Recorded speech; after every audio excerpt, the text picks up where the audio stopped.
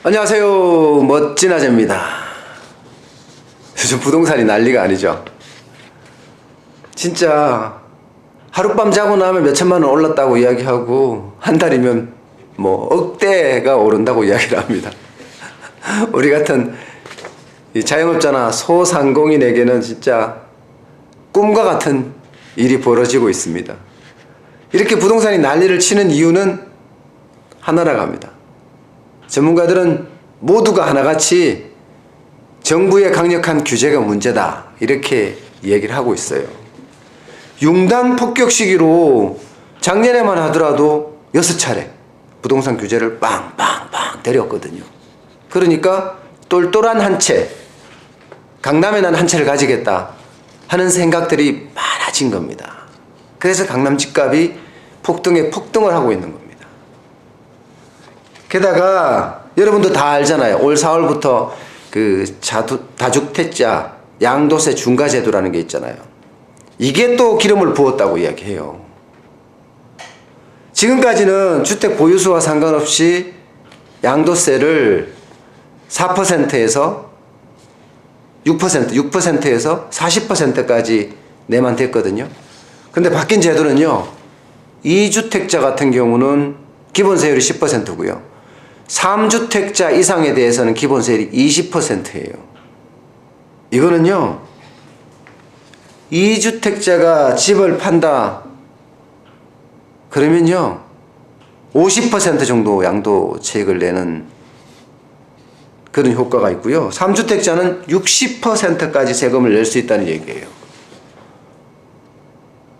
이렇게 세금이 많이 부과가 되니까 다 팔아서 강남에 한 채, 이게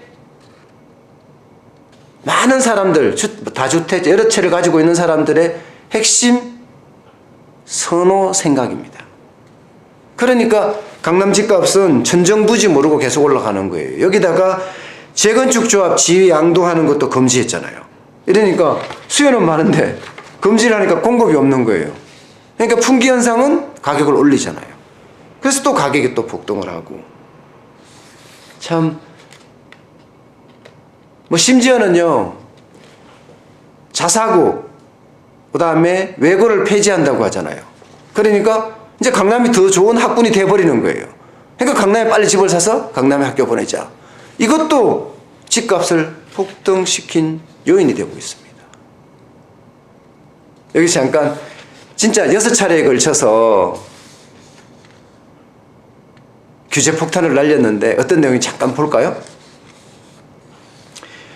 첫 규제는 6월 19일 날 나왔습니다. 대출 규제 강화가 핵심이었고요. 분양권 전매 제한이 그 안에 또 포함이 되어 있었습니다.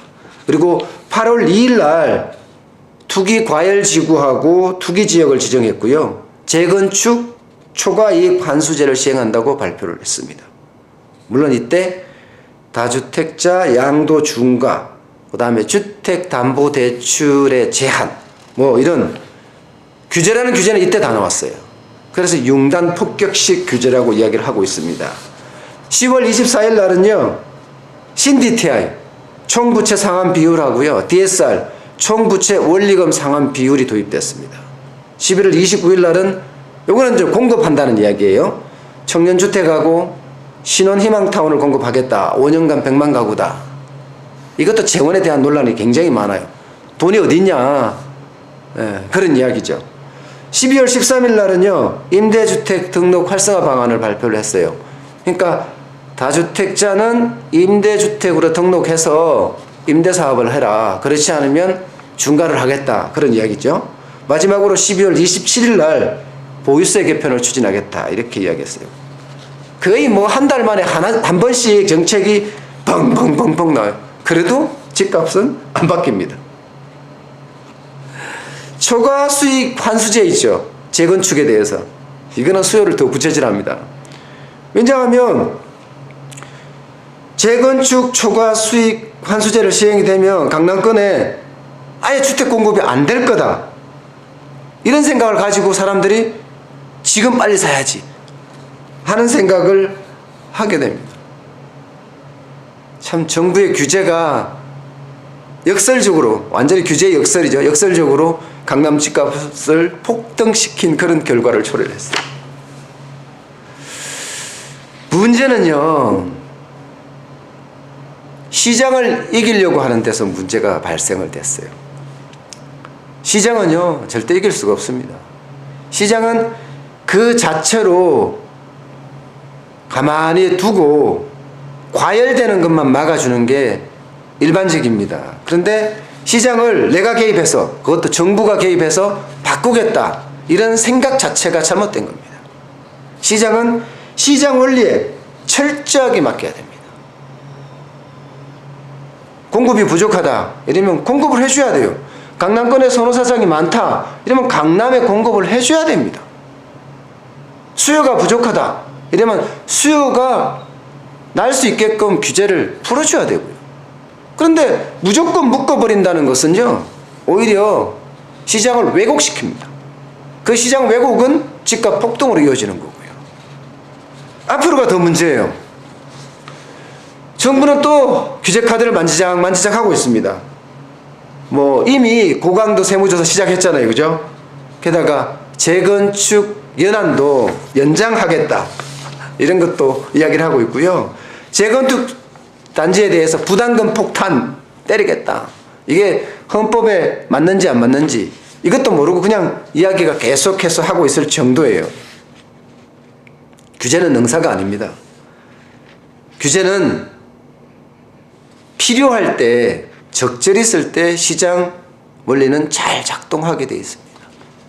앞으로도 부동산에 대한 이야기들이 규제 중심으로 아직도 나올 것 같아요. 자세히 살펴보면서 부동산이 왜 이렇게 폭등하고 우리 같은 소상공인에게는 꿈이 되었나 계속해서 한번 분석해 보겠습니다. 또 하나, 자영업자이면서 소상공인 우리에게도요, 기회가 있어야 되잖아요.